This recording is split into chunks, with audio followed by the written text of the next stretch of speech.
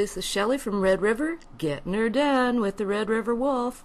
The musical stylings of Red River can now be heard in extreme rotation on Len's show, and we're also busting up the charts on WLEN Songcast, songcast.net, where your inspiration becomes a reality.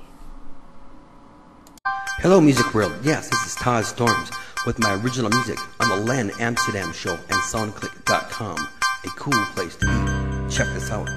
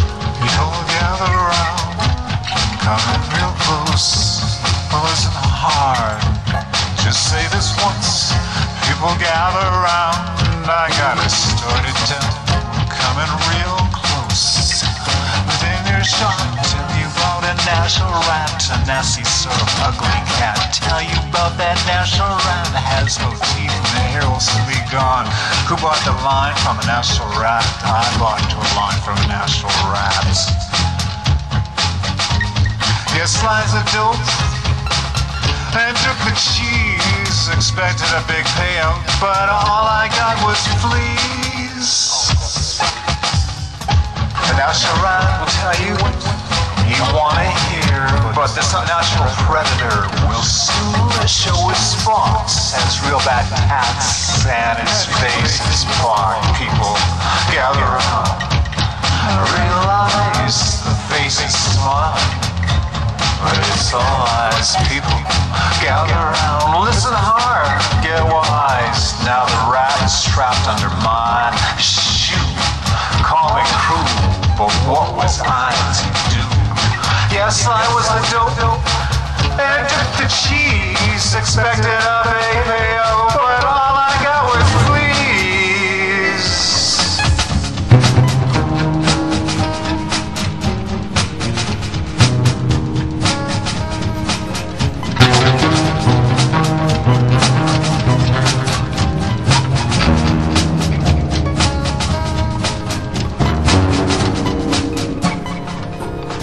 Now people, watch your step.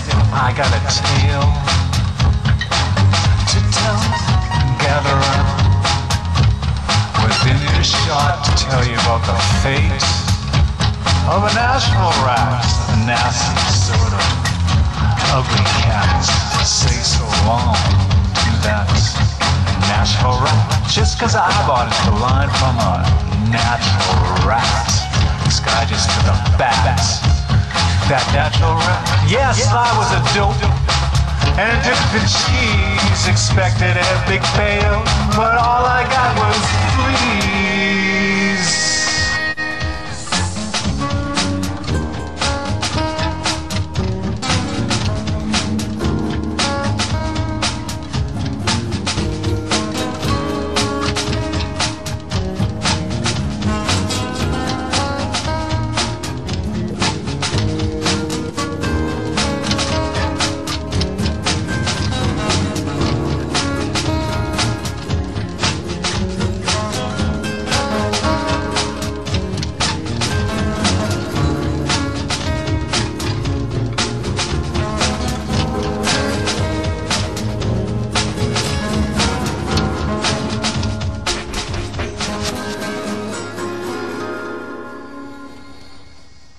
You're tuned into Len Amsterdam. To take a look at the opening exhibition of African-Canadian photographers called Traces of Identity. Come on in. I like multi-layered images, so most of these are multi-layered images, working around an idea of, whatever, technology. I guess that's probably the meaning of most of these pieces are all about sort of the struggle between man and technology, and to have that in order to be happy within our own living environment. These particular works, they're about how the machine runs us and not how we don't run the machine. It's like we work more than we did before, yet we were told, that the machine would save us time working. So it's a fallacy, it's a myth, it's a lie perpetuated somewhere. And these works are about that. Those works over there are sort of about how the machine constricts our connection with each other because it combines our time. And it binds our time in a way that we never get to connect with nature. And nature is a natural stimulant for good things in the body. Like you go out in the woods and take a walk, you're going to have some good pheromones working through your body because of that. And because we don't have those pheromones and those things working in our bodies, that's probably why we're so stressed and tense. I mean, you look at people driving, you look at people getting on the bus, you look at people crowded in a cramped, you look at people in work under fluorescent lighting. That's all because they've been, taken away from natural lighting environments and put into artificial environments and forced to be there all the time. And it's a problem that I don't think a lot of people have addressed. And, in my work, that's the only place I get to express it. I don't get to express it anywhere else, so that's what I do with it. Are you doing any more shows that we can go out and see you? I did a show in February with two other artists, David George and Winslow Delaney in Vancouver called Equilibrium, and it was about fathers. I just recently became a father myself, and so it was about dispelling the myth of the absentee black father, and so we worked on those. We worked on a bunch of images that dealt with our families and how we wanted to dispel that myth and bring a new reality into that old myth of the absentee black father. And I think there's plans to remount that show sometime either here or in Vancouver again. So that's probably the next one. And I've got a lot of works right now that I'd like to do, but I haven't really submitted them to the galleries that I'm used to showing at. So once I do that, it will happen, I guess. Perfect, great. Thanks.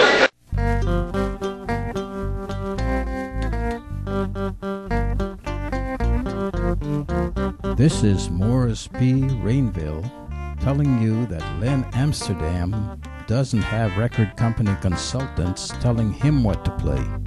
He plays a wide variety of music people love to hear. You're presently listening to The Len Amsterdam Show.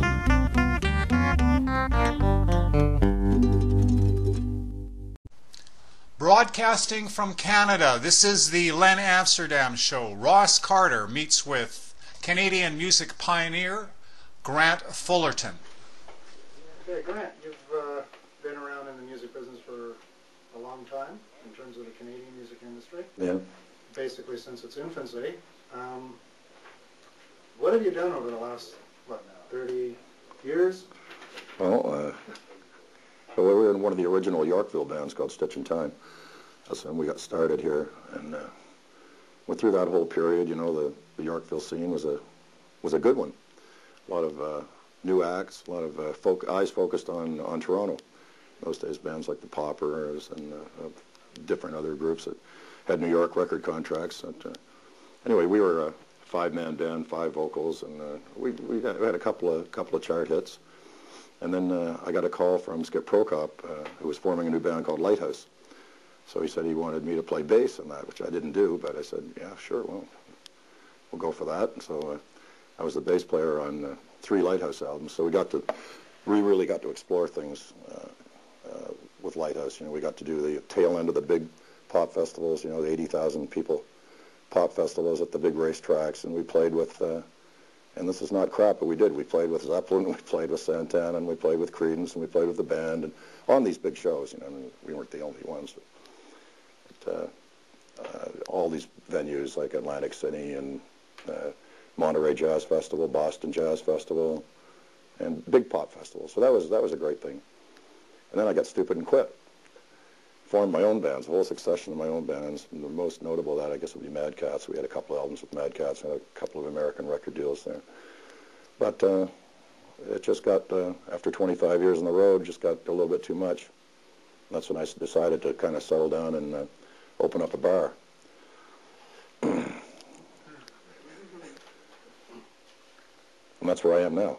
So tell us a little bit about the bar. What made you decide to get into a bar of all the possibilities? Well, I don't know. I was just, I moved to this town, I moved to Stouffville, and been there 10 years now, and I saw this place on the main street, and I knew it was closed, but I knew it had a liquor license, so I started to look into it, and got some money together, and opened it up, and it's still in business after 6 years. So, I got, as you know, you've been there many times, and we showcase a lot of music there, four nights a week, and we have, I think, pretty darn good jam sessions there with top caliber musicians, and guys like Danny Marks and Mike McKenna and all kinds of guys from the old school and the new school play there, and the audience is great there. They play for no money, but they get they get stroked. Really outstanding moments over that career? Oh yeah, well probably playing Carnegie Hall would be the big one. I think we did that twice, but I mean, you play Carnegie Hall, that's practice. Yeah, that was a big deal. That was a big deal. But all those pop festivals, Monterey, that was a real eye opener. That was, I'm in California, and the whole California deal. So lots of excitement there. Different way of life out there, especially back in those days. Just a question. I know you've done a lot of time playing in bars over the years. What's it like to be on the other side of the bar?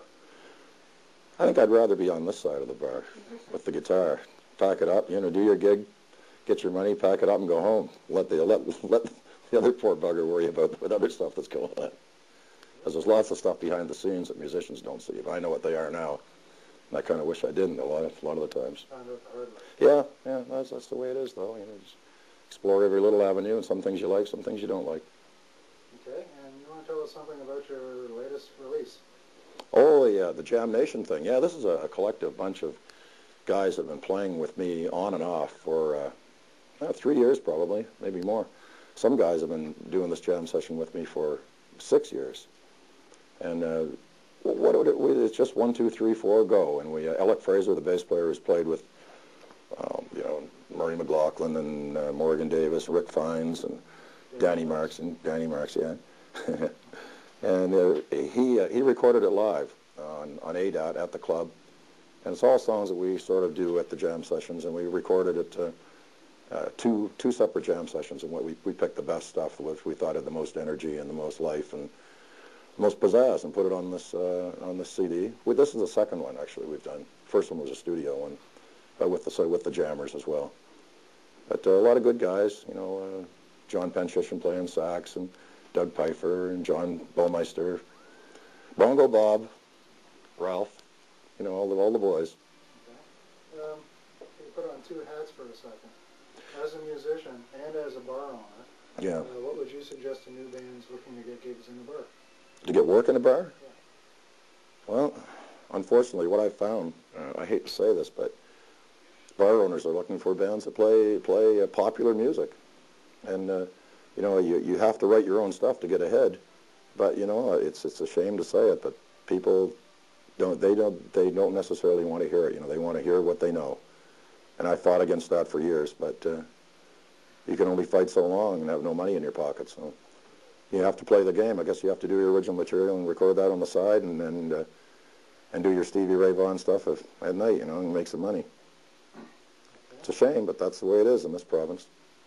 Look at the bands that are doing anything. They're all cover bands. They're all tribute to this, tribute to that, blah, blah, blah, on and on. But you keep doing that stuff, you can't get anywhere. You have to record your own stuff. So it's a catch-22.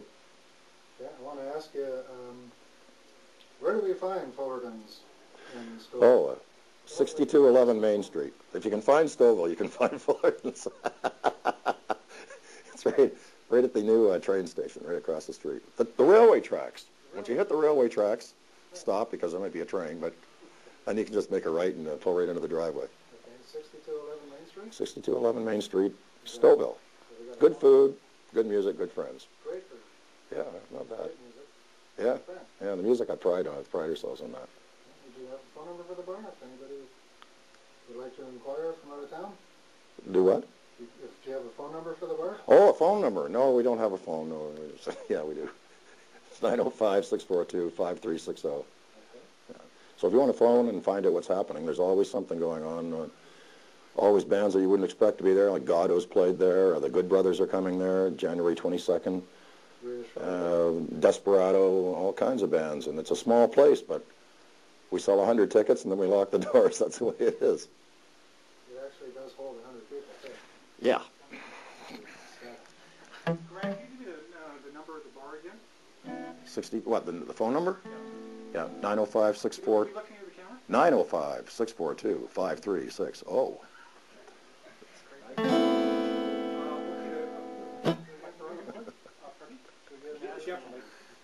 Can we get you to do a plug for Pepper Scott Web TV?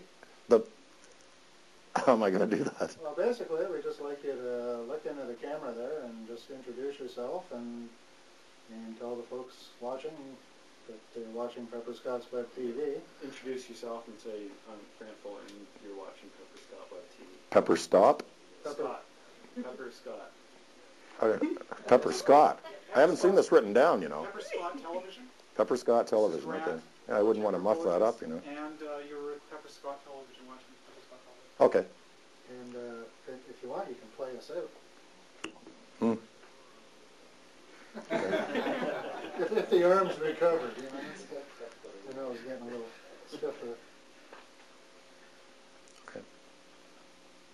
Anytime? Yeah, on this camera here, please. Yeah.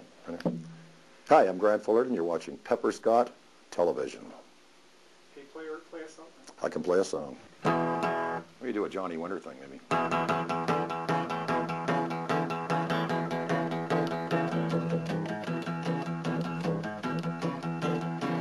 Yeah, I'm good. Don't you know that I'm good? Well, baby, I'm good. Don't you know that I'm good? Well, I'm so good, mama, I got to knock on wood. Well, I'm good in the morning, I'm good at night, good in the evening, stars are shining bright. Well, I'm good. Don't you know that I'm good? Well, I'm so good, baby, I got to knock on wood.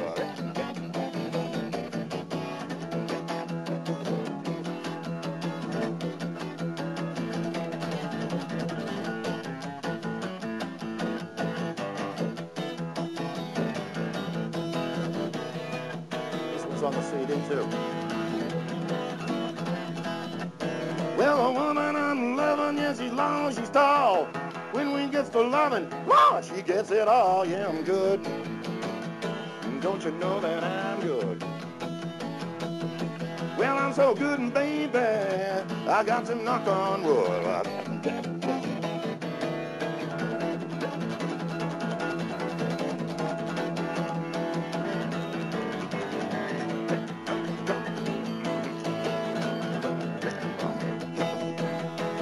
So good, and baby, I got to knock on wood.